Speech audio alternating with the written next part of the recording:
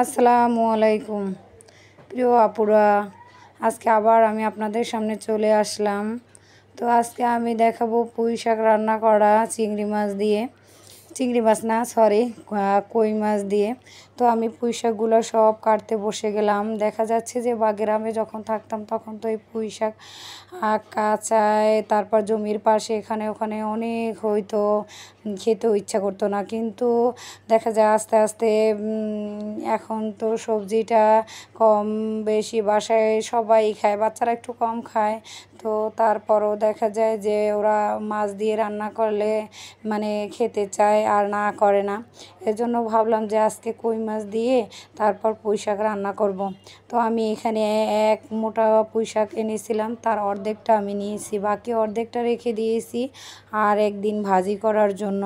তো আজকে আমি কই মাছটা ভালোভাবে ধুয়ে তারপরে খুব সুন্দরভাবে হলুদ এবং লবণ মেখে এখন কড়া করে ভেজে নেব।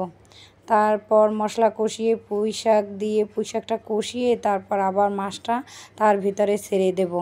তো প্রিয় আপুরা, কেউ যদি আমার এই ভিডিওটা ফেসবুক পেজ থেকে দেখে থাকেন তো প্লিজ একটা ফলো দেবেন, আর কেউ যদি ইউটিউব চ্যানেল থেকে দেখে থাকেন তো প্লিজ একটা সাবস্ক্রাইব করবেন।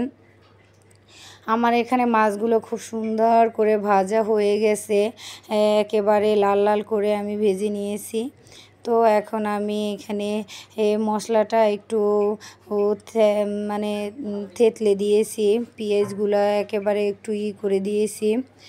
তো পেঁয়াজটা একটু নাড়াচাড়া দিয়ে আমি এখন তেল দিয়ে পেঁয়াজটা ভেজে তারপরে আমি এখানে এই গুঁড়ো মশলাগুলো অ্যাড করে তারপরে খুব সুন্দরভাবে কষিয়ে শাকটা একেবারেই প্রায় রান্নার কাছাকাছি রান্না করে নেব। তারপরে আমি মাছটা ছেড়ে দেব। এখানে আমি মরিচের গুঁড়ো দিয়েছি 2 চামচ, আর 1 চামচ হলুদের ফাঁকি দিয়েছি, একটু জিরার ফাঁকি আর একটু ধনিয়ার ফাঁকি, আর স্বাদ মতো লবণ, আর কিছুই এখানে আমি অ্যাড করিনি।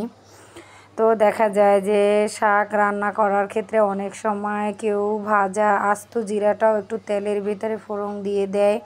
তো আমি প্রায় সময় দিতাম এবং গোটা গোটা রসুনও দিতাম। তো আজকে আমি পেঁয়াজটা রসুনটা একটু থেতলে দিয়েছি, যেহেতু আমি মাছ দিয়ে রান্না করব এই জন্য। তো প্রিয় আপুরা, বাসায় দেখা যায় যে এই শাকটা এক একজনে এক এক রকমের করে রান্না করেন। আমার এইভাবে কে রান্না করেন অবশ্যই কমেন্টে জানাবেন। আর আমি যেভাবে রান্না করেছি এভাবে অবশ্যই বাসায় একবার হলেও ট্রাই করবেন। এভাবে রান্না করলে খেতে অনেক ভালো লাগে। আমি মাছ দিয়ে যে পুঁই শাকটা রান্না করব একটু পরিমাণও আমি এই মানে ঝোল রাখবো না, একেবারেই শুকিয়ে তারপরে এই রান্না করব। ও দেখা যায় যে অনেক সময় অনেক শাকে বা সবজিতে ঝোলটা রেখে দিলে তেমন একটা ভালো লাগে না। সেই ক্ষেত্রে আমি দেখা যায় মাছ দিয়ে কিংবা যদি রান্না করি তো পুঁই শাকটা একেবারে শুকিয়েই ফেলাই, আর যদি কখনো চিংড়ি মাছ দিয়ে রান্না করি তো একটু ঝোল ঝোল করে রাখি। তো এখানে আমি শাকটা এখন ভালোভাবে কষিয়ে তারপরে সামান্য পরিমাণে একটু পানি দিয়ে তারপরে পুরোটা রান্না করে নেব। পরে আমি মাছটা উপর থেকে ছেড়ে দেব। তো দেখা যায় যে এভাবে রান্না করলেও অনেক মজা হয়। আবার একটু যদি কেউ ঝোল ঝোল রাখতে চায় সেক্ষেত্রেও মজা হয়। বাচ্চারা তো একেবারেই সবজি খেতে চায় না, সেই ক্ষেত্রে দেখা যায় যে অনেক সময় অনেক মায়েদের অনেক কষ্ট হয় সবজি খাওয়ানোর জন্য। কারণ কি আর করার, বাচ্চারা তো এমনিতেই সবজিটা বেশি পছন্দ করে না, তাদের মাছ গোশ ডাল, মাছ গোশ এবং ডিম আর ডালটাও অনেক বাচ্চারা দেখা যায় খেতে চায় না। আমার বাচ্চারা তো আগে ডালটা একেবারেই খেতে চাইতো না, এখন একটু খায়, সবজিটাও এরকমই আর কি। তো এখন আমি খেতে না চাইলেও মাঝে মধ্যে দেখা যায় যে বিভিন্ন টেকনিক অবলম্বন করে তাদেরকে খাওয়াই। তো এখানে আমি এখন মাছটা উপর থেকে ছেড়ে দিয়েছি, এখন ঢাকনা দিয়ে কিছুটা সময় শাকের ডাঁটাগুলো ভালোভাবে যাতে সেদ্ধ হয় সেজন্য অপেক্ষা করব।